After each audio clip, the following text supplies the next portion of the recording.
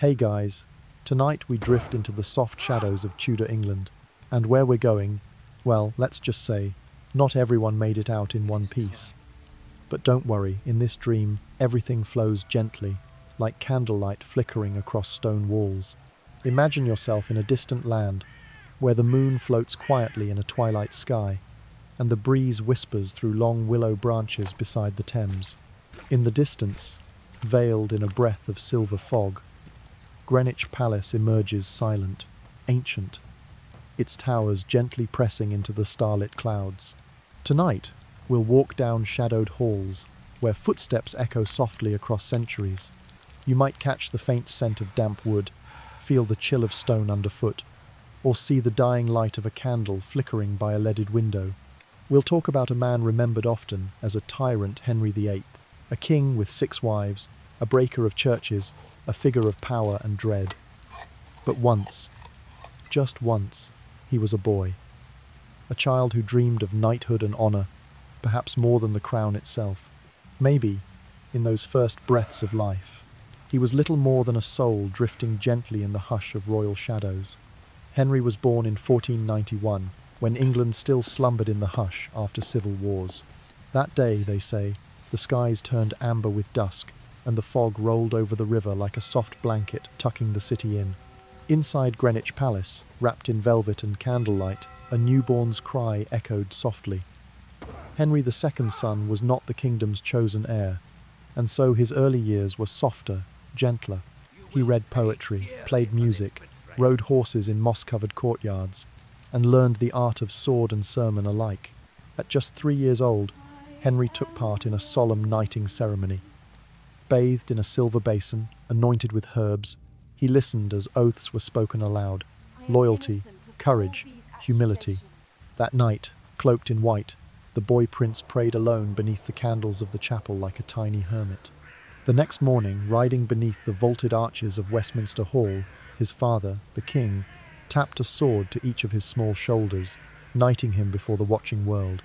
Perhaps that was the moment the dream began, the dream of power, of chivalry, of legacy, the dream that would never truly leave him. So, before you get comfortable, take a moment to like the video and subscribe, but only if you genuinely enjoy what I do here. And if you're still listening, let me know in the comments where you're tuning in from and what time it is where you are. I love hearing where these stories find you. Now, dim the lights, maybe turn on a fan for that soft background hum, and let's ease into tonight's journey together. Let your mind drift into the soft mists of late 15th century England. Fields stretch quietly beneath a fading sky, birds float lazily back to their nests, and a gentle breeze sighs through the oak groves. Above, a crescent moon hides and reveals itself through silver clouds, casting ripples of pale light across the Thames, where each small wave seems like a long, measured breath of the earth itself. 1, 2, and gone. In this quiet setting, we remember a boy named Henry. Yet to understand his fate, we must first look to his elder brother, Arthur. Arthur, Prince of Wales, was the shining hope of the Tudor dynasty, the eldest son of King Henry VII. He was remembered as gentle, learned, and carefully prepared for the crown. To England, weary from civil war, Arthur was a promise of calm. When Arthur married the Spanish princess, Catherine of Aragon, the halls of the palace rang with music and blessings. Candlelight glowed along the banquet tables, and crystal glasses touched lightly, sounding like soft bells. To all, this union was a bridge of strength between England and Spain. And yet, within only a few months, destiny tilted. Arthur fell gravely ill. Wind pressed against narrow windows, candles sputtered low in their silver holders, and soft breaths filled the night until silence. Arthur passed away while still so very young, leaving a hollow space behind him. In the corridors of the palace, footsteps grew distant, and another boy's heartbeat quickened, urgent and uncertain. Henry was not born to be king, but with Arthur's passing, every gaze turned toward him. He was given the title of Prince of Wales, the burden of succession, and the invisible weight of expectation. Perhaps in the still nights of Greenwich, Henry sat alone by a candle, listening to the draught through the shutters, and wondering if he was strong enough to bear what lay ahead. In the years that followed, the court and his father, King Henry VII, sought to preserve the alliance with Spain, and so a new betrothal was arranged.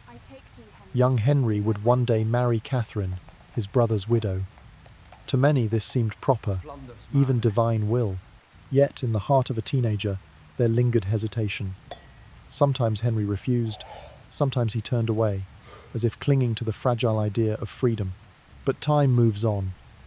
A father's dying wish, the pressure of the crown, and the pull of fate drew Henry ever closer to the path laid before him. When his father died, Henry was only 17, bright, handsome, but unprepared. The crown fell upon his shoulders like a cloak too heavy, too large, and impossible to set aside. Picture that moment. The tolling of church bells, the echo of hooves in the misty morning. Henry walked through long corridors, his breath slow, his heart pounding quickly yet contained. Outside, the crowds cheered, banners snapped in the wind. But within the young king lingered uncertainty like a night breeze slipping through a window, whispering words only he could hear. Henry, the boy of yesterday, now stood as king of an entire realm, and in the wavering glow of candles, in the soft hush of wind through velvet curtains, we glimpse the shadow of a monarch to come fragile yet radiant, carrying within him the seeds of both glory and sorrow. The early wind combs the stone roofs, carrying the scent of damp grass and freshly polished wax, as if the whole city takes a long inhale and releases it softly.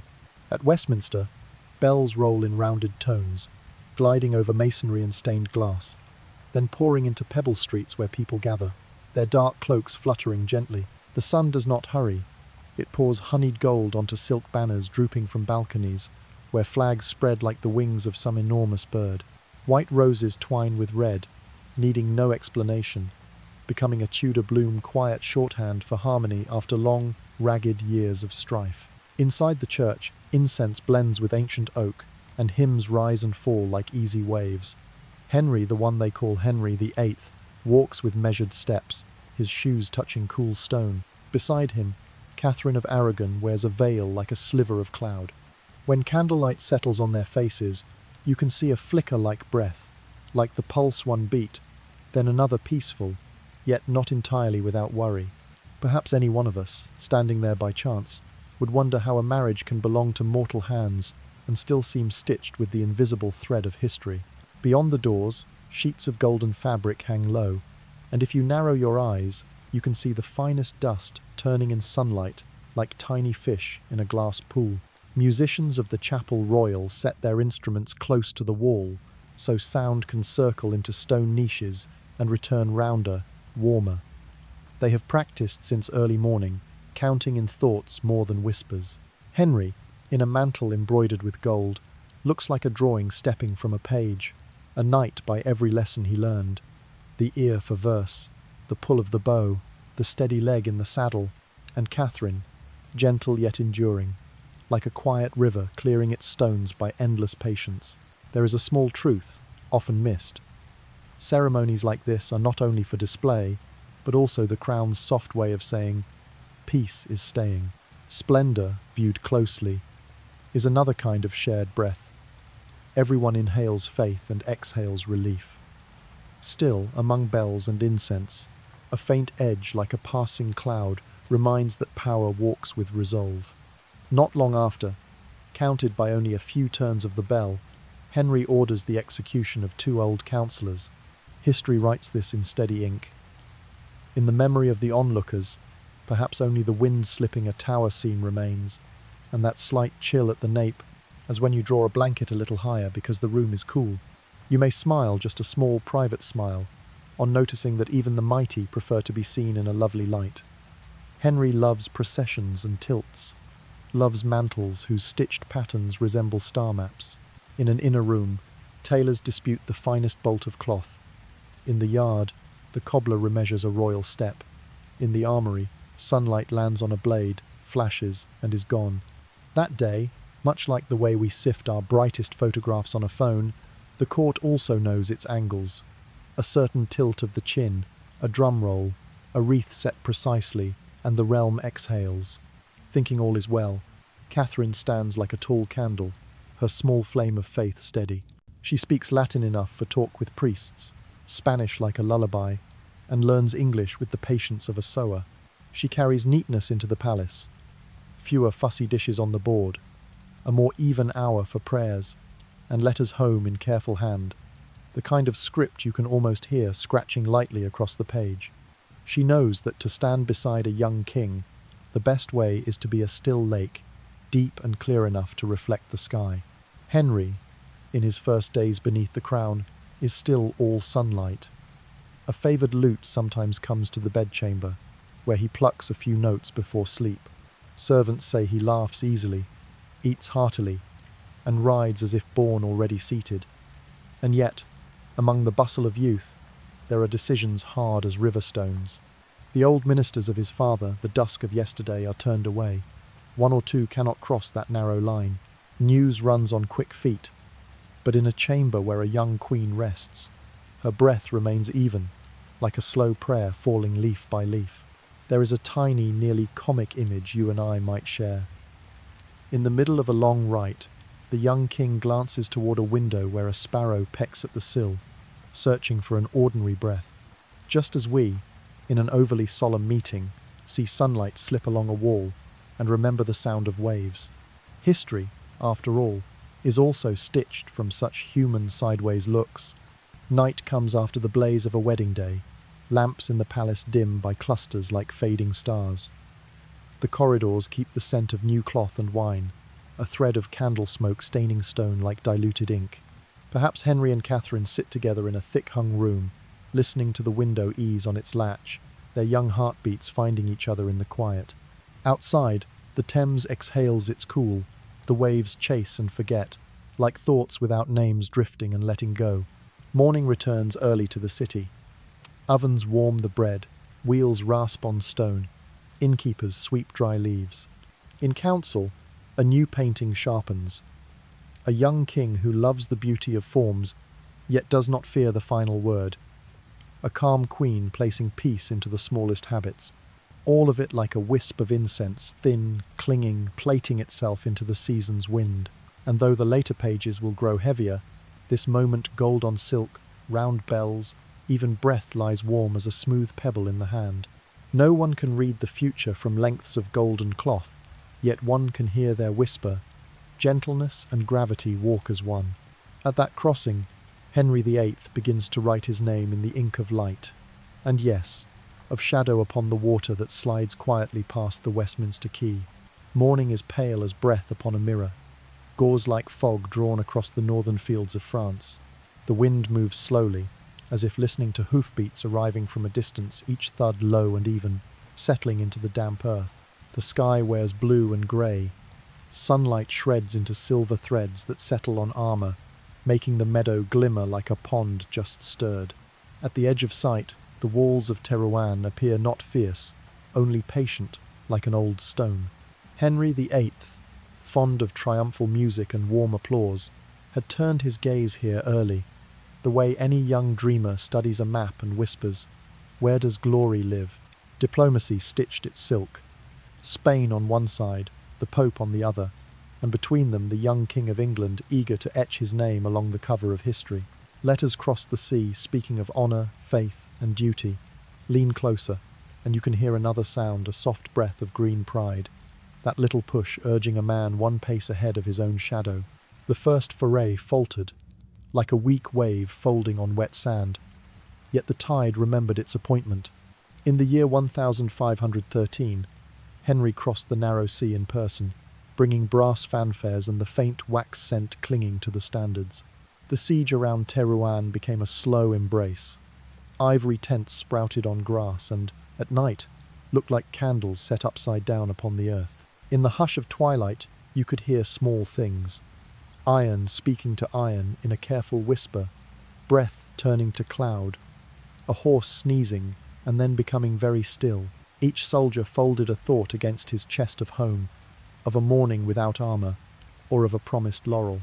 In the royal pavilion, Henry listened to wine slip the canvas edge, and remembered the pages he once memorized, knights and mottos and Latin verses from an old tutor, each line a fog-bound milestone.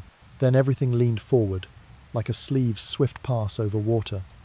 French cavalry came to break the ring, expecting a tug of reins would slacken the tightening arm. Distance, though, is a friendly trickster of the plain. They misjudged, and by the time they knew, arrows had already drawn dark curves across the sky. Hoofbeats turned to retreat. The English nicknamed it the Battle of the Spurs, as if to say with a thin smile that spurs, not swords, did the day's work. A small win, and yet the landscape brightened. Tudor banners bellied with wind red like a split pomegranate, white like morning mist. Farther off, at Tournai, a wealthy city changed its keys. The bells still measured prayers, only the door handles took a new badge. People will later speak of strategy and maps and parley with the Holy Roman Emperor, but if you watch closely, Henry VIII prevailed most of all elsewhere. In the art of telling, he knew where to place the camera, yes, if there had been one, knew the generous light, knew to cut the scene before truth grew too close. In letters home, victory poured like wine into crystal, a soft, cooling sound. In London, printers rubbed their stones, set their types, and blew dust from the forms. The pages slid out warm, smelling of pulp and ink, like bread from an oven. News moved through the city with quickening steps from riverside tavern to churchyard, everyone speaking of glinting spurs, as if their shine had touched each afternoon. And if you want an oft-missed detail, royal clerks pinned a few neat comparisons to the report's softening truth without bending it, as one lays a lace cloth over a rough oak table. Among praises, silence kept its place. The night after the fight, fields near Terouanne sounded like a great room after music stops. Camp smoke idled. A trooper unbuckled a damp girth. A tent pole sighed when the wind tugged. An owl shifted without noise. Coin, round eyes taking in a tired world. At the camp's edge, a young captain pinched out his candle, leaving only the slow breathing of sleep as thick as a woolen throw. Though historians carve names with sharp letters, the night after battle always smells of pressed grass, of dew, and of quiet itself. Another dawn. Henry rode the camp line. The sun climbed lazily, as if granting a few more minutes of cool. Supply wheels rasped. Skins of water nudged against canvas with a hollow tap like a distant knock. When he stopped, he touched the shield's rim, finding a scratch fine as a hair, the perfect sign for a story to say the king stood near danger, though perhaps the truth is simply that he chose the better wind so the banner behind him would fly well. We moderns know the feeling. After a long day, we pick the brightest picture, lay a gentle filter, note a line or two, not a lie, merely a way of telling that rests easy on the eyes. Henry VIII did likewise. He knew this victory would not tilt a continent, but he made the continent glance back. From the hurried hoofbeats of the spurs, he wove a light scarf for a new throne, so that each time the sun came by, it could shimmer just a little more. And then, as every round wave breaks and blends, the army returned to rations, ledgers, and letters. Yet in that narrow moment, between Terouanne and Tournai, between field wind and church bells, Henry took what he needed. The even breathing of a kingship learning to narrate with light, with metal kissing metal very softly, and with a smile thin as a blade's edge, polite enough to harm no one, sharp enough to be remembered. Dawn clung to each blade of grass, cold and glistening like small pearls. From the north came the breath of Scotland, heavy and salted like a faraway sea. In the English palace, candles bent in silver holders, their light spilling long across stone walls, flickering like a heart waiting in silence. The king was away in France, chasing dreams of banners and glory. Left behind was Catherine, wife, queen, and slowly, steadily, commander. When word arrived of King James of Scotland advancing south, the damp corridors echoed with quicker steps.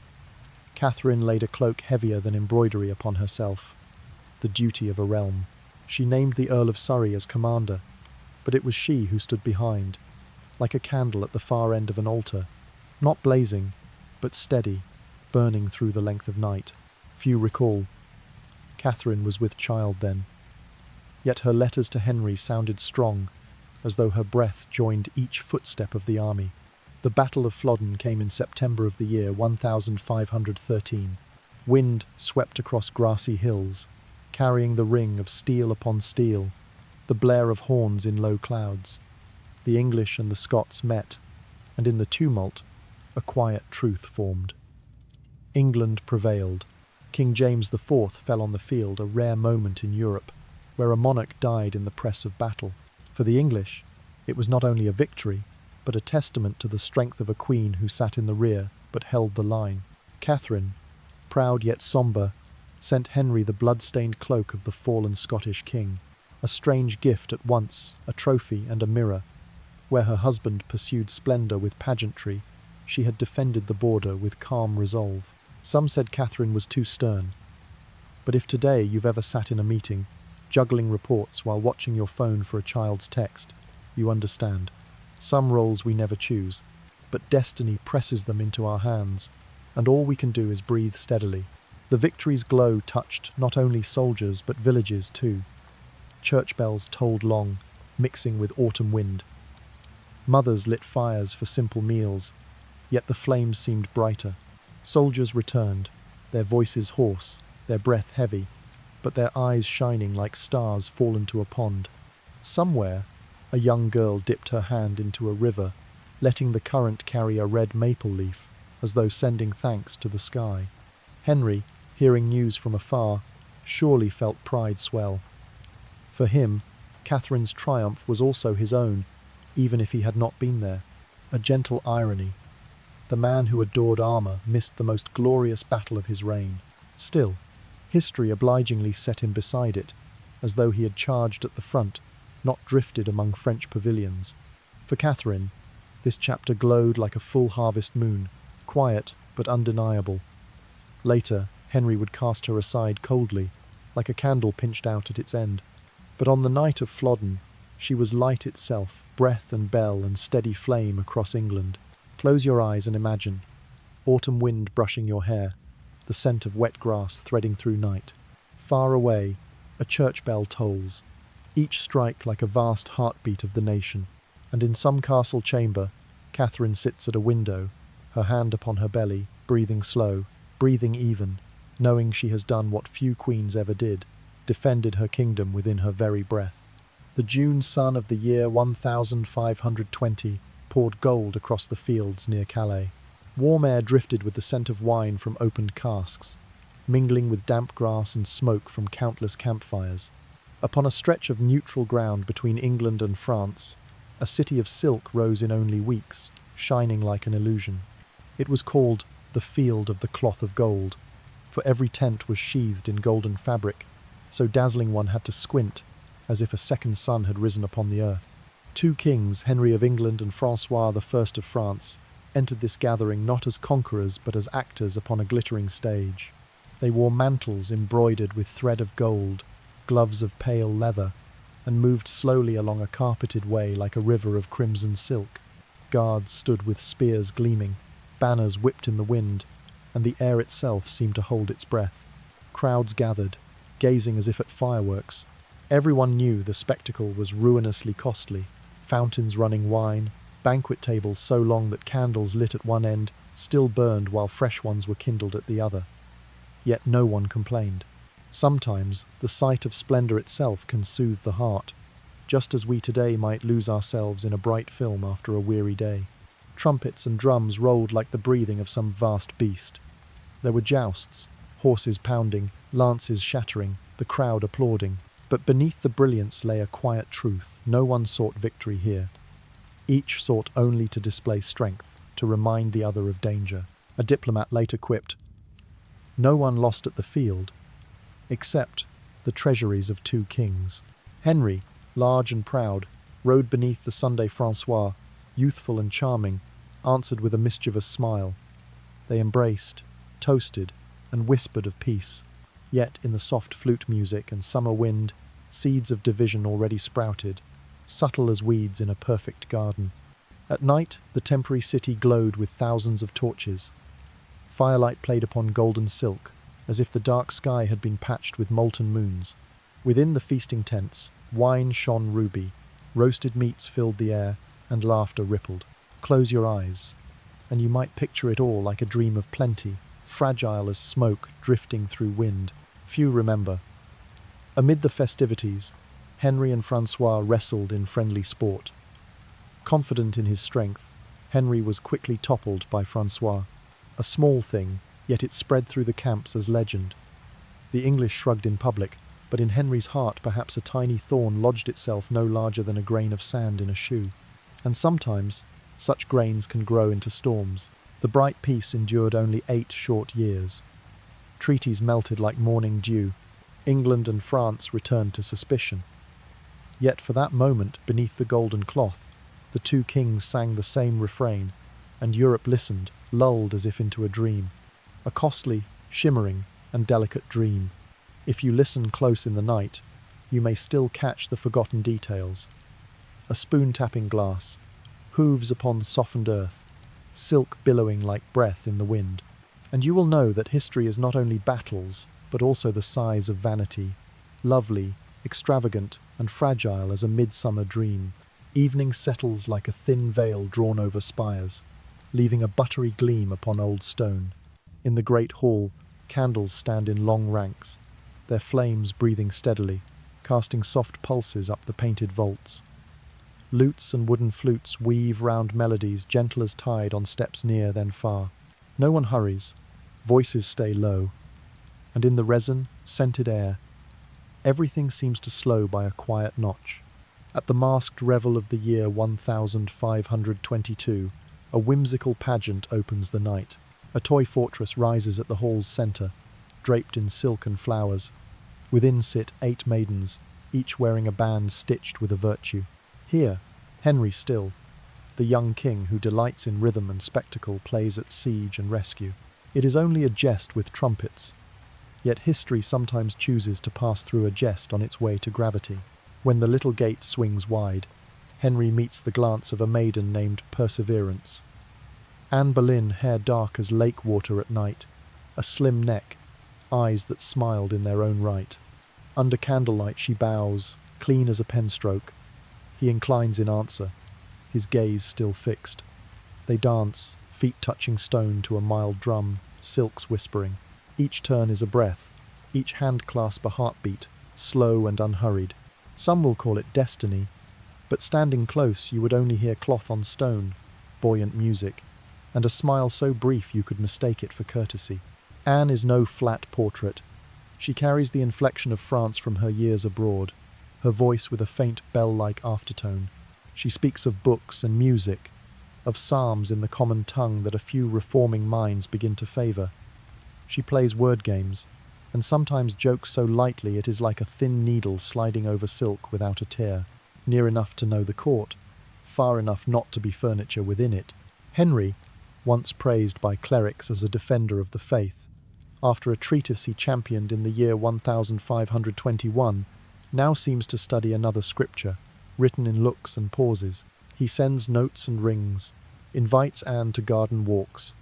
She declines the familiar path. She will not be a mistress. She will be a queen or nothing. A line as gentle as water, all or none. On nights when wind combs the rosemary beds, Henry walks and turns, cloak brushing grass, rosary in hand, murmuring verses learned long ago. He lingers on words forbidding a man to wed his brother's widow, words promising a curse, and the letters begin to tap quietly in his mind. He thinks of Catherine, who wore the crown with him and once saved his northern frontier. He thinks of infants who did not remain, of a son who never arrived. In the window the candle bends its wick, fluttering as if to answer. And if the warning is true, that question, light as down, soaks into the palace like rain into ancient stone. Henry seeks clerics and scholars. He petitions Rome for annulment. In distant Rome, marble walls glimmer like a tide of light. Cardinals read the briefs. Envoys argue in cupped voices. Every case is offered in calm tones, yet currents run strong beneath. Who backs whom? Who fears losing face? Somewhere, the northern emperor's shadow hangs heavy, and candles that dare to flare grow small again. While replies are delayed, the tale between Henry and Anne becomes a 2-note song, anticipation and deferral. She returns letters and gifts, keeping only her right to look him squarely in the eye. He, who holds a realm, finds himself oddly diminished before a soft no. They meet in daylight where sun breaks on leaded glass, and in dusk where wind slips the curtains and touches a shoulder seam. No vows, no cups. Only a quiet persistence spreading like moss. Court life, like our modern networks, binds itself with rumour. People speak of charms and threads of hair, a smile that miscounts a drum. Most of it harmless, yet echoes lengthen. Anyone who has worked in an office knows. A few half sentences and the elevator narrows. The mirror asks for a different composure. Anne walks on, smiling, wearing a French square neckline, and at times a black pendant with the letter B resting at the notch of her collarbone, just enough for memory, just enough for gossip. Then the word from Rome grows heavy as an iron door. No. Politics, prestige, and blood-bound kinships say so. A single syllable stretched into a winter. Henry does not rage loudly. He grows quiet, and in that quiet the cogs begin to move. Scholars are summoned, books are studied, arguments become threads trying to pass through a fabric woven for 1,000 years. Some say the king changes his creed, others say he turns a page within the same book. By candle, he writes small marginalia, slant lines touching like whispers of a man telling himself what he cannot yet speak aloud. And Anne? She remains as her mask knight name, persevering. She avoids long privacidad with the king, avoids corners that make conclusions. Instead she speaks of reading, of letting holy words sound in the people's own voice. She hands out thin prayer books with rough covers to members of her household, as if passing little candles so that anyone walking at night might see one step ahead. No loudness, no haste, only a clear hallway. Strangely, the farther back we stand, the less this romance resembles a storm. It is a patient river, gnawing the bank. One day the familiar meadow is simply gone. When Henry begins to believe that God chastens him, it is not only a hunger for a son, it is the human wish to align one's life to a sentence from an old book, much like our time's habit of hanging a favourite quote upon a wall. We yearn for a line to rest our head against. When it fits, we exhale, thinking the work is done. Often that breath is the beginning of a long road. One night the wind veers, chapel candles tremble, sweet with beeswax. Henry kneels, rosary tight, speaking so softly it is almost to himself. If perseverance is a virtue, may the heart's perseverance be holy. Elsewhere, Anne sits at a casement, her hand on a page not yet dry, letting her pulse slow to the rhythm of waves knocking lightly at pilings. No shouting, no tears. There is light and wind and breath and a tiny shift in the world, like the hour hand passing a mark nearly invisible. Morning will come, and history's wheels will turn faster. Yet in this interval between 1,000 candles and a single no from the south, between a king reading quietly and a maiden wearing her small black bee a love, dream begins, light as mist, yet weighty enough to draw a nation after it, drifting into unfamiliar waters of a reformation not yet named. One night draped itself over the palace again, and the wind in the corridor seemed to whisper on. Candlelight in the king's study trembled softly, bathing the sheets of paper called treatises in a sepia glow, like faded petals. The smell of ink, beeswax, and leather from sealing stamps blended into a sleep-inducing perfume, the scent of an old library found after a long walk. There, amid the slow breathing of the centuries, Henry bent over a heavy oak table, his hand tracing lines, making tiny marginal notes slanted, close each stroke like a slow step across a damp stone floor. The choice to distance from Rome did not erupt like a thunderclap. It arrived as a quiet tide, swaying, lapping the shore with gentle taps nobody noticed at first. It began with ledgers and letters, private meetings within curtained rooms. Thomas Cromwell took up a role like a subtle fan, noiseless, yet shifting the whole chamber's air. Cromwell read the law, ordered the papers, arranged legal options as one arranges notes on a staff. Words became instruments, and he the conductor. Beside him, Thomas Cranmer, the scholar with a small voice, spoke with the weight of a rounded stone set upon a well's lip. When he was made Archbishop of Canterbury, it was like placing a new pillar in an old church, a pillar that could support a different vault. Cranmer began to draft, read, and sign documents that would be remembered. Every seal pressed, every pen stroke, echoed like a breath. In, out, slow and steady. Imagine scholars around a long table, candlelight flickering upon the papers. The only sounds the scratch of quills and the folding of letters. They debated sacred authority, the source of ecclesiastical jurisdiction, who truly held sway in this realm. Arguments were framed in calm tones.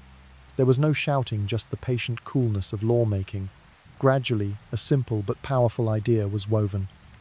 If Rome will not yield, we will reshape our understanding of authority at home. Henry's route to this decision resembles a modern company rebranding. There are internal memos, hush meetings between advisors only then. The emails were parchments and seals. There is a faint satire here. Power can look like corporate identity. Change the logo, keep your audience, and craft your own slogan. At parliamentary sessions, robes and hats seem solemn. But much was decided through quiet procedures. Pens ticked on ledgers, seals landed on paper, and England acquiesced to a new title, the King as head. Not a shout, but many whispers accumulating until all could hear. The pivot was textual. A statute, a clause, a seal, and the legal world shifted. It felt like opening a small channel for water to flow. Eventually that trickle gains force and reshapes the bank. In some places the change met silence. In others, it struck warning bells. Monasteries, once repositories of learning and treasure, became items noted on ledgers. By day their stone vaults and dusty shelves and sanctuaries seemed melancholic. Inventories were made, seals affixed, funds rerouted. One little-known result: many manuscripts were relocated from monastic chests into broader circulation, finding their way into hands beyond the cloister. An accidental gift history sometimes bestows. Viewed with modern eyes, one sees a subtle parallel. It is the moment a society decides who will craft official content and who will moderate it. Today we quarrel over who controls social platforms. Then they argued over who held spiritual keys. As with every change, it brought beauty and friction. Some tasted freedom, others loss. Some saw opportunity, others threat. Amid the papers and seals, there were breathing spaces. At night, Henry set his pen down and looked through the casement as moonlight slid across tiled roofs. The wind sounded like a breath, long and even. Perhaps he heard his own heart slowing, seeking a tempo that would reconcile reputation with conscience. Cromwell could be the strategist, Cranmer the scribe, but the decision lived in the king's own breath, a breath firm and sometimes solitary. When candle stubs burned low, a new statute received its stamp. It was not a bolt from the blue, but a sequence of small steps. Texts drafted, accords quietly gathered, and England waking one morning with a new name for its church. Hymns still rose beneath stone vaults, yet the sky above them cast new shadows. The light that fell upon saintly statues might now throw strange outlines the congregation had not seen before. All at once familiar and strange, as waking in a room painted a different colour. As you ease into sleep, let these images, inked pages, candlelight, seals, breathing unfurl slowly like an old film. The split with Rome was not merely a political turn, it was a series of breaths, a composed orchestration of change, where low and high notes were placed along a long score. Breathe in, breathe out, 1, 2. And let your mind wander through the corridors where footsteps once sounded, where candlelight once guided decisions that shaped generations. Candles glide slowly across the old wall, leaving a thin streak of light like a ribbon. In that moment, everything seems stretched by a breath, a single inhale. Cloth whispers, soft footsteps, and somewhere a murmur of the court drifts not loud, only tiny sounds like an antique clock ticking. Henry and Anne passed through a closed door, exchanged quiet vows, and in a ceremony kept secret. They were married in the year 1533, in a hush where only a few witnessed, and the candle flames spoke. The light in their marriage chamber was not the bright glare of earlier state occasions. It was warm, like a lamp in a small sitting room. Anne wore her crown like a wreath, her face caught in candlelight, and Henry looked at her as if having found a simple steadiness to hold. Soon after, a gentle cry stirred the misty morning. Baby Elizabeth arrived, skin like dew, eyes wide with curiosity. For many it was bright joy. For Henry, who longed for a prince, the joy felt slightly flattened, like bread with too little yeast. Human hearts rarely serve one aim alone. Joy and longing sit together, gentle as two birds perched on the same branch. Anne was more than a face. She was an open book. Few know she read more than most women of her time, and she favoured new ideas, urging reading scripture in English, handing out small prayer pamphlets within her household. By candlelight she placed books into the hands of young scholars, setting small lights along a path so anyone walking at night could see a step ahead. That won her admirers and provoked frowns. In court, who reads deeply? Those who do not often fear. Where fear grows, rumour easily sprouts. Time passed, and Anne suffered miscarriages, quiet losses that only pillow fabric and candlelight truly knew. Each time, the palace gave out a tiny sigh, like the long exhale after a long day. Her sorrow was not a grand drama for gossip. It was a sequence of private moments held hands, a finger stroking a teacup's rim, an unspoken hollow. In a society that weighed male blood highly, each loss was a pebble dropped in a still pond, creating rings that spread slowly but inevitably. Alongside personal sorrow, political breezes quietly blew through the court. Anne championed small reforms, vernacular scripture, encouragement of study acts that seem harmless today, but then glowed like an outdoor lamp in the night. Such ideas made power tremble. People began to see her not only as queen, but as a source of change, unsettling old rhythms. In our era, that resembles a public figure advocating a new idea and suddenly becoming the centre of online debate. Some cheer, some oppose, and between extremes, rumour thrives. Rumour arrived like thin smoke. In the inner chambers, whispers described her as proud, sharp, sometimes haughty. Outside, court rhetoric altered its tone. The old enemies tended their stitches, weaving small details into larger narratives. A little irony. Even in the 16th century, the court had its version of viral gossip, slower than a post, but often just as skewed. Solitude crept into the palace. Anne, crowned yet isolated, sometimes sat by a window watching dew on the grass. Her breathing slowed, like a soft wind passing. Inside, candles burned down, shadows lengthened across rugs, and the antique clock measured 1, 2, 2, 1. Even amid music, an inner heartbeat kept its separate rhythm. Small conflicts, curt words, misunderstood glances, all accumulated like shards in an old vase, lustrous but fragile. Few remember that Anne wrote love letters with slanted script, not only to the king but to some young thinkers. Those letters were read aloud in study rooms and later dissected in parlours with chilly commentary. When they leaked, they became fuel for gossip, like a film clumsily edited. Truth often gets chopped. Anne, strong and nuanced, became easy to misread. Then, like a wave sensed only when it reaches shore, opportunists began to move. They revised the tale, seeded evidence, and gradually reshaped the larger picture. They magnified small irritations, exaggerated angry flashes, and neglected the many good deeds Anne had done. In a world where narrative often outweighs fact, Anne found herself narrowed into a symbol, a bright bloom, and a thorn that made many uneasy. As you exhale, picture these scenes: wavering candlelight, curtains stirring, water dripping in the garden, and the silhouette of a woman with a crown standing nearer the window than the crowd. Anne's story, from splendour to faltering breath, is not an immediate fierce tragedy. It is like a piece of music gently moving downward, high notes softening until the final phrase reveals an unavoidable change. And, as with every quiet story before sleep, it asks us to keep our breathing steady. 1, 2, 1, 2, letting the mind soften and listen to the whispers that shape history. A new morning unfolded, and the mist still lay like a thin cloth upon the Thames. Church bells carried out, steady as a city's breathing. But today some murmurs rode in their wake, whispers, hurried footsteps, and doors closed gently as if to hide something not meant to be seen. Within the palace, candles still burned, but light was no longer merely ornamental. It revealed the hidden corners, where cool decisions were nourished by silence. Anne's fall did not arrive like a thunderstorm. It came as a settling fog, thin but enough to wet the moss, to weigh down willow twigs.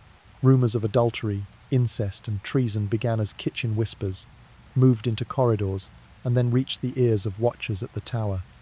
Some gathered stray words as one gathers shells at the shore. They stitched them together until a picture convincing enough for public view emerged, even though many so-called pieces of evidence were shaped to fit a pattern, and much was merely shadow and misunderstanding.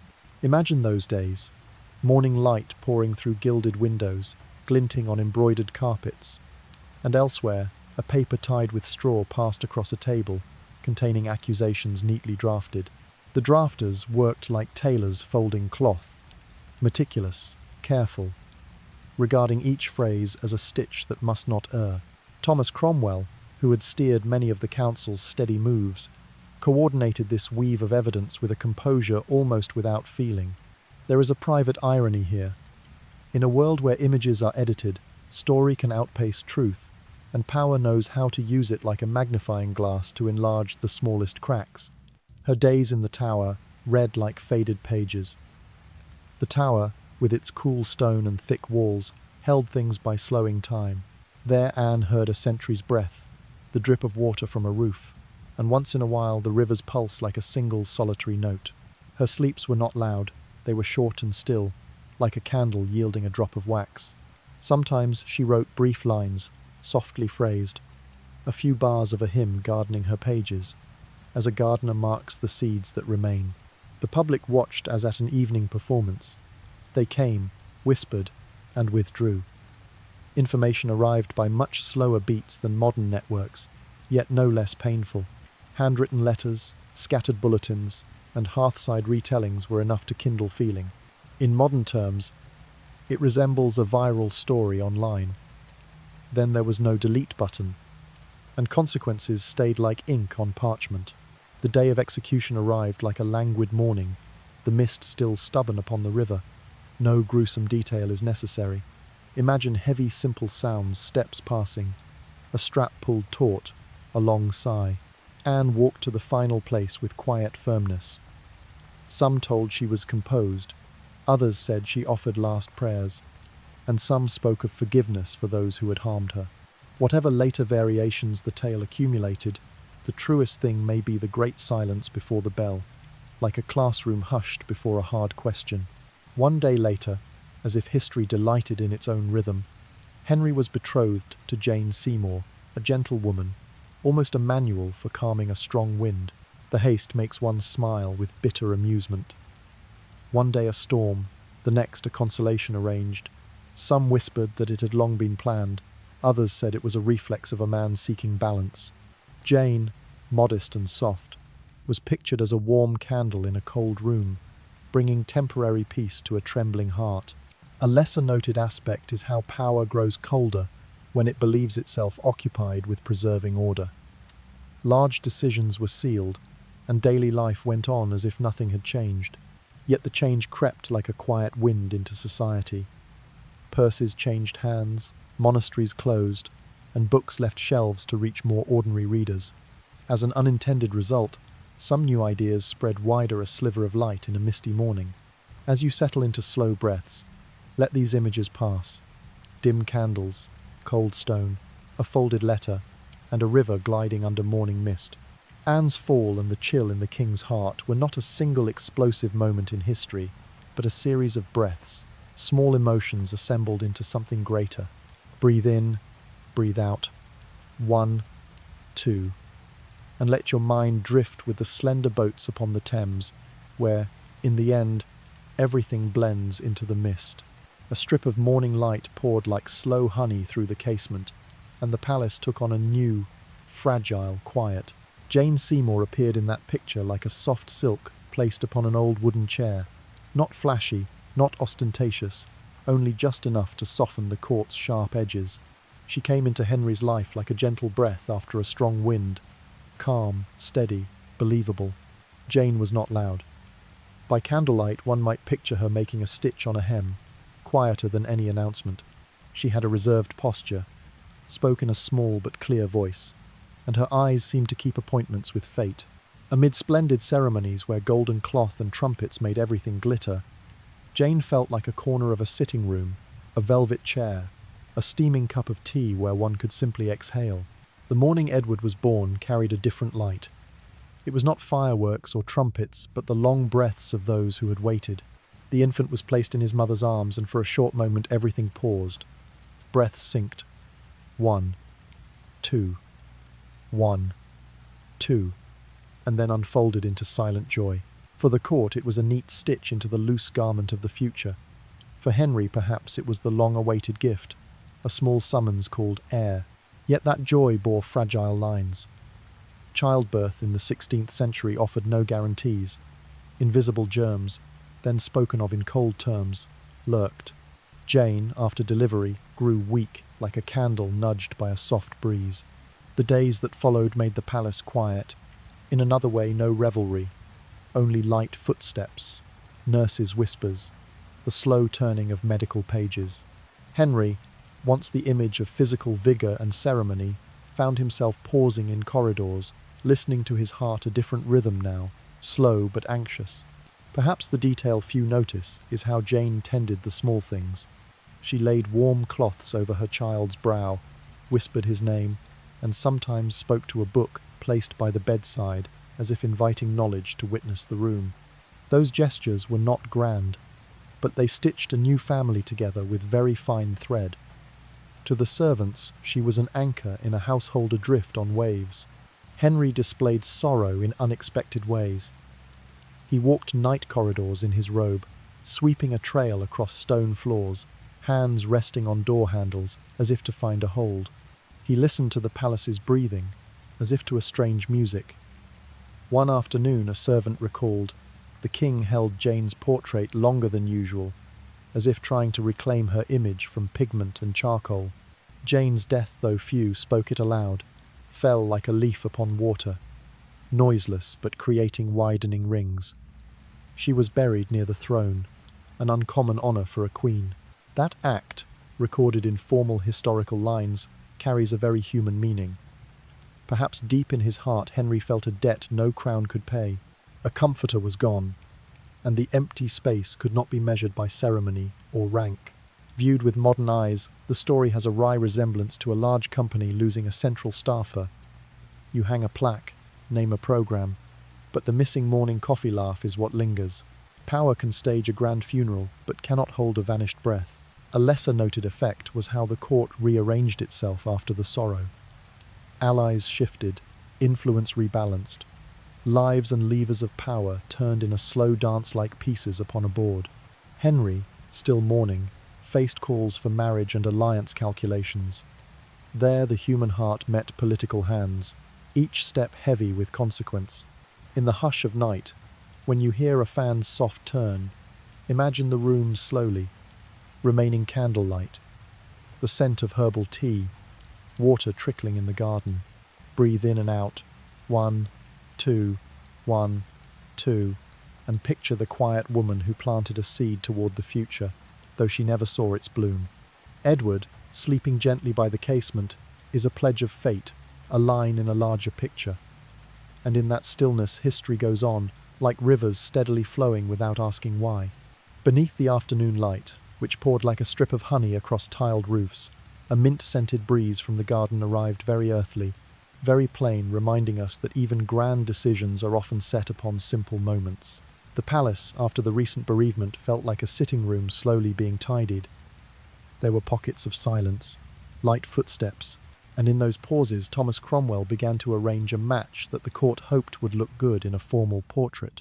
Hans Holbein's portrait of Anne of Cleves arrived like a preliminary advertisement. Light chosen carefully, an angle selected, skin softened by layers of paint. When Henry held the painting, he likely saw a face that fit the expectations of kingship, a picture convincing the heart and the council. Today we might call it a lightly edited photo, a fashionable filter. There is a mild irony here. Even kings sometimes misread an image through a lens. The preparations for a meeting of two cultures unfolded like a slow play. Tents were erected, tailors hurried with cloaks, diplomatic missives were drafted like formal love letters.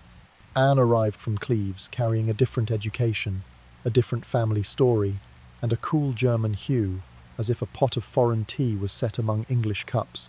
slightly altering the overall flavour without anyone truly cursing it.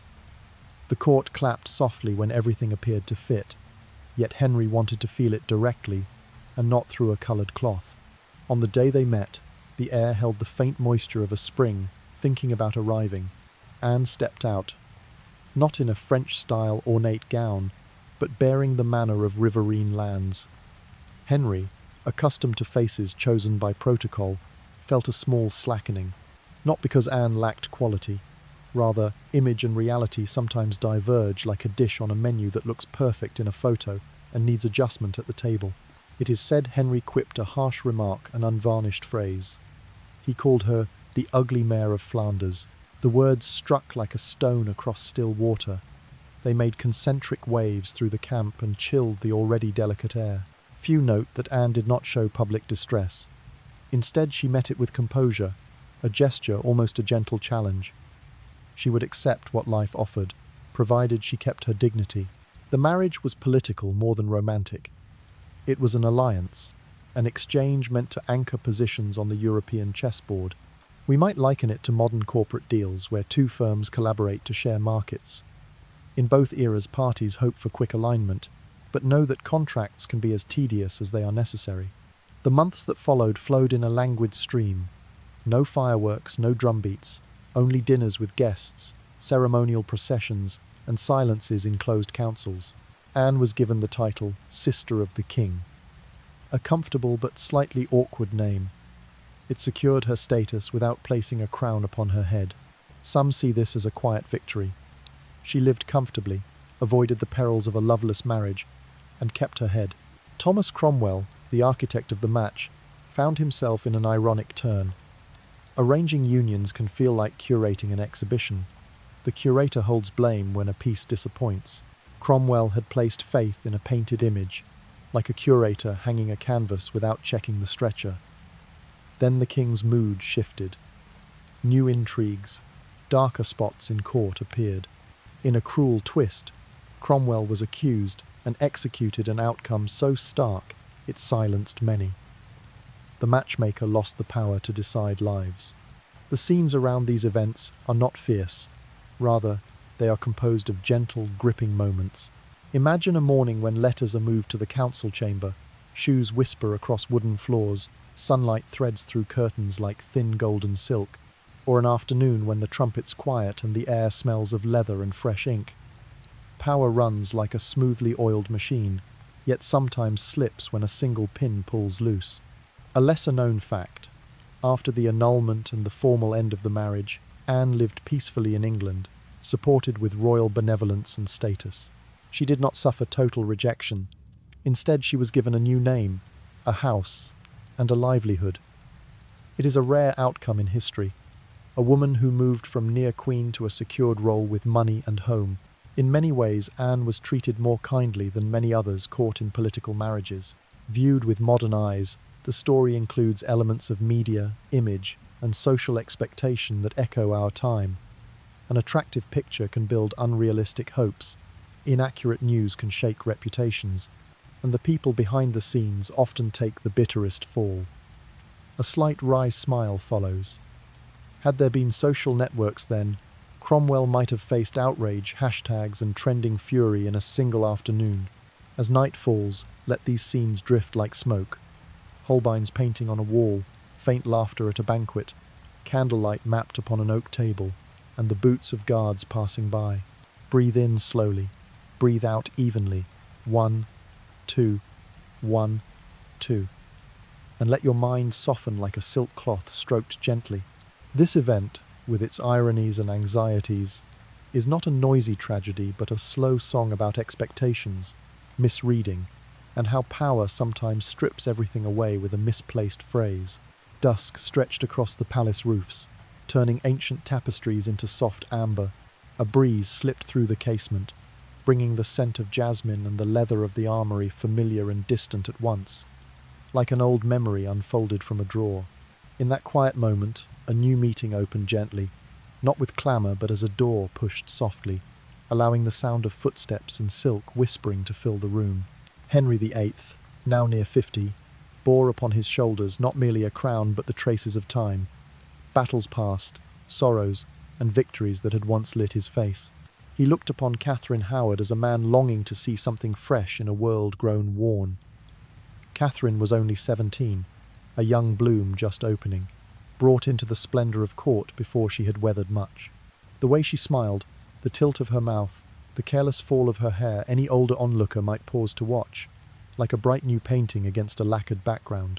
The first meeting was quieter than grand ceremonies intimate, like a conversation in a sitting room when the candles have softened. Catherine was led into rooms hung with silk, where the flames made her eyes flicker like small stars. Henry called her his sweet rose, a name soft as honey poured. Perhaps there was genuine warmth, and also that awkwardness of an adult meeting, an idealized image made flesh comforting, slightly bewildering. Youth carries mischievousness that can charm. Catherine kept that playful edge, half laugh, half dare. Early on she would run in the gardens, drop a scarf into a well, and laugh as people fetched it, teasing stable boys into impromptu contests. To some courtiers these were childish antics rather than crimes, but anywhere gestures are scrutinized through the lens of power, images quickly shift. Rumour spread through the court like fine dust in sunlight. At first thin, then, as wind caught it, settling on every surface. Catherine, innocent in manner, left small traces that drew attention. A smile for a young man, an overheard remark, an accidental touch. Opportunists found reasons to weave a larger tale. They stitched past and present, magnifying details like an embroiderer piling thread upon thread until the pattern obscured truth. On the eve of her fate, the palace lay quieter than usual.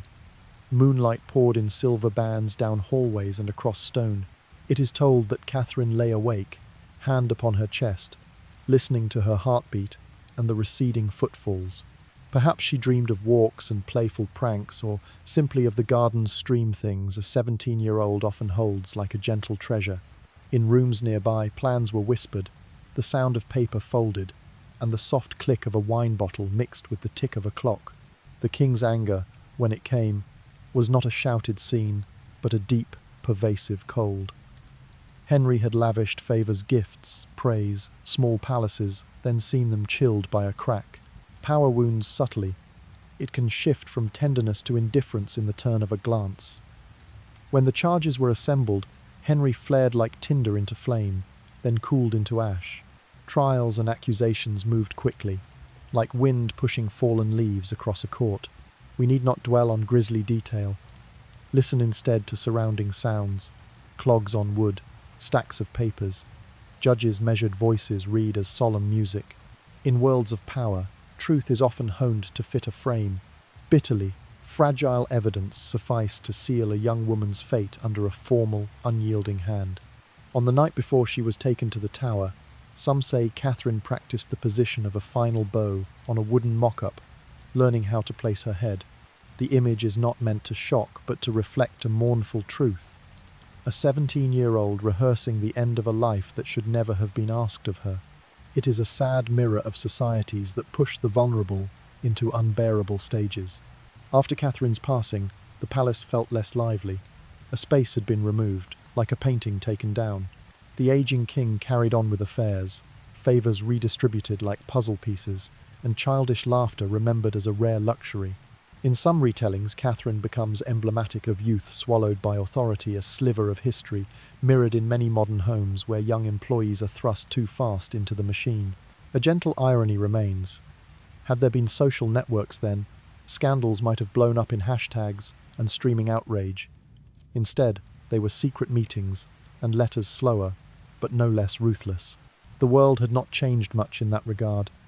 Gossip and power still choreograph an unforgiving dance, where polish cannot hide a misplaced word that costs a life. As you breathe in, feel cool air upon your skin. As you breathe out, imagine curtains stirring in the night. Breathe in, breathe out. 1, 2, 1, 2. Let the image of Catherine the young bloom pass like a shadow across a still lake. Let youth's sorrow and yearning be washed into calm waves, and let your heart soften like an empty shell washed by the tide, gentle and peaceful. The evening unfolded like a soft velvet blanket, and every sound slowed as if holding its breath. candlelight painted thin ribbons of gold along the stone, and the garden wind whispered through the leaves as if promising something small and comforting, quiet, then consolation. In that space appeared Catherine Parr, a calming figure carrying the warmth of books and the scent of tea like a gentle candle placed in a room long buffeted by storms. Catherine arrived as the mellowing of a melody, not shouting but stretching the high notes into a soothing calm. A widow, intelligent and attentive, she brought a different rhythm to the court's breathing, slower, steadier. In the first days, small things mattered. How she folded a cloth on the table, how she lifted a book and set it down as if laying a reassuring hand, how she read aloud a passage so that words did not feel like swords but rather like threads, reconnecting what had frayed. Her light was never harsh. It was warm and golden, like late sun through curtains. When Catherine sat at her table, the pages before her made thin turning sounds like the breath of something living. Servants say she worked late, lighting candles, editing lines, caring for each phrase, so devotions might gently reach the stiffest hearts. She was the first woman at court to publish a book under her own name, a small, momentous act, like lighting another lamp so someone walking at night might find their way. Between grand affairs and banquets, her role often seemed modest, to mend broken bonds. Mary and Elizabeth, two daughters once scattered like damp paper, were drawn closer to the king. Reconciliation was never loud, no rhetorical flourishes, but served in quiet tea rooms and gentle meetings, where laughter was allowed to return a bit at a time. Picture a velvet chair, a steaming cup, and three people speaking slowly and listening. In those pauses, an invisible bridge was placed. Catherine understood religion and books. She encouraged reading scripture in the native tongue and carefully introduced temperate ideas into court life. Not a brazen reformer, she planted seeds with cautious whispers, like sowing in soft earth. Viewed through a modern lens, she resembles a deft advisor in a large organization, not changing the program overnight, but adjusting small processes and conversations until the culture shifts on its own. There is a soft irony. A man once famed for martial thunder and proclamations found comfort in a woman who knew how to arrange books. Power, as we know, grows weary. Sometimes it needs a plush chair and a sincere question to soothe it. Henry VIII, amid bodily pain and political strain, found in Catherine a quiet healing, not flashy, but enduring. When the king was away or occupied, Catherine received significant responsibilities, regency entrusted to her in the king's absence. The image of her presiding in a chamber among heavy-robed councillors, candles reflecting off papers, is at once strange and comforting, like handing a friend the car keys before a late-night drive. It signified a rare trust, and in its smallness carried a deep meaning, respect given in discreet form. Not everything was peaceful. Behind the calm curtain, murmurs continued schemes and entrenched interests. Catherine faced opposition and skepticism from those clinging to old orders. She acted with the patience of someone who knows persistence wears down even stone. Her tools were voice, books, and faith, gentle instruments for building rather than prodding a wasp's nest. A lesser-known detail. Catherine published a collection of prayers and meditations that many women of the time read and placed under pillows like comforting quilts. Publishing was not mere display. It was her way of placing a voice among ordinary people. Imagine freshly printed pages, the scent of paper and ink, and hands receiving the book like a small reassurance in the dark. It was small but far-reaching. In slow afternoons, birds returning to nests, she would sit by the window as the late sun folded over her garments like a thin shawl. Henry sometimes sat nearby, listening, exhaling as a man seeking peace between pain and age. No loud declarations were needed, only measured breaths. 1, 2, 1, 2. There is a mild wryness. Through all his marriages, strife, favours, and sorrows, Henry VIII found solace, at last, in a wife skillful as a good secretary, arranging papers, reminding him of medicines, penning gentle reconciliations. Perhaps a simple lesson in history. Great power sometimes needs very small acts. When night comes, and you pull your cover to your chin, picture Catherine setting a book by the bedside, snuffing the candle, and listening to the room breathe. Let these gentle sounds lull you, whispering leaves, soft footfalls, dwindling candlelight. Breathe in slowly, breathe out gently. 1, 2, 1, 2. And let your mind settle with the image of a woman who healed with words, with quiet, and with small deeds big enough to soothe a weary court. A night settles slowly, like a linen sheet gently laid over the earth, and the final threads of our tale return softly to their place. The moon draws a silver ribbon across the river, casting thin, itinerant paths of light, and the wind whispers through the leaves, carrying the scent of wet grass and a hint of dry wood. At the far end of the road of history, a man lies down Henry VIII after years of suffering from illness, obesity, and wounds that never fully healed. He departed on a quiet morning when the mist still lingered, like a candle fading in the deep of night. Dates and numbers may be written on parchment, but here, in the fragile space of memory, we remember in images the silhouette of a king who once rode across fields, who sat reading poetry in study rooms, and who stood amid storms, making decisions that changed the fate of millions. He was buried beside Jane Seymour, the wife who bore him a son. A late repayment, perhaps, or a whispered acknowledgement that between power and feeling there is sometimes a distance that needs closing. The story of his family continues like gentle waves. Edward, the legitimate son, took the throne but reigned for 6 years. Mary, a daughter of an earlier marriage, ruled amid fire and used harsh measures to guard her faith. And then Elizabeth, the daughter of Anne Boleyn, who history records in luminous terms, she opened a brilliant era for the island realm. There is an irony like a pebble skimming the surface. Henry traded much of his kingdom in search of an heir, yet it was a daughter he had once deemed a disappointment who brought a new dawn to the nation. Candles in ancient chapels burn low, drops of wax falling like small whispers. In the dark, church bells ring out, soft and distant, the slow breaths of a history closing in on itself. Henry embodied contradiction, an admirer of art and music who signed death warrants, a man who claimed to protect faith yet severed ties with Rome, a knight in the dreamy pages of childhood, and a tyrant in the record of reality. Like all complex people, his legacy is not a flawless mirror, but a patchwork of light and shadow, of cracks mended with gold as if by an artisan practicing kintsugi, embracing the breaks as part of the beauty. If you look out the window now, you might see leaves falling silently, each descending to the rhythm of the wind, like a story being folded away. The river moves slowly, reflecting the moon, making no judgments, it only records. History is much like that river, sometimes loud, sometimes quiet, but always moving forward, carrying memory, guilt, grace, and lessons. There are things to learn from this tale without shouting or condemnation. Power can make people forget the subtlety of the heart. Desire and fear can drive actions both grand and ruinous. And often the things we think will bring us what we want most, heirs, fame, victory, do not guarantee true peace. Often, solace is found in small things. A warm cloth, an old book, a belated apology, tiny fragments that soothe loneliness. Tonight, as you drift towards sleep, let gentle images be your companions. Hear the leaves rustle like the pages of thin books. Listen to the wind as a lullaby. Watch a candle gutter, imagining old footsteps recede into shadow. Every life leaves traces, and those traces can be stories, lessons, or simply a little incense upon the night. Breathe in deeply, breathe out slowly. 1, 2, 1, 2. Feel each breath like a soft wave kissing the shore. Let your mind flow with the river, away from battles and bargains, leaving only moonlight and wind. If your heart feels heavy, place it down gently as a traveller lays aside a burden by the riverside.